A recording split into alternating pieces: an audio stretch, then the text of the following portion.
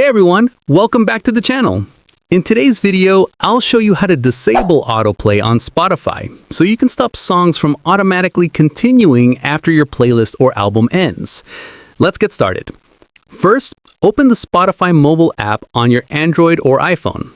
Once you're in, tap on the gear icon in the top right corner of the screen. That's your settings menu. Scroll down until you see the option called playback. Tap on it to open the playback settings. Inside the playback settings, look for the section labeled Autoplay. You'll see a toggle next to it. If you want to disable autoplay, make sure that toggle is turned off. When it's off, Spotify will stop playing recommended songs once your playlist or album finishes. If you ever want to check your queue or see what's coming up next, tap on the Now Playing bar at the bottom of the screen. That will open the Now Playing view.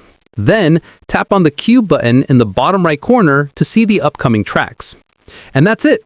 Autoplay is now turned off and your music will stop automatically once your playlist or album ends. If this video helped you, make sure to drop a like, subscribe to the channel for more quick tutorials, and let me know in the comments what other Spotify tips you want to learn next. Thanks for watching, and I'll see you in the next one.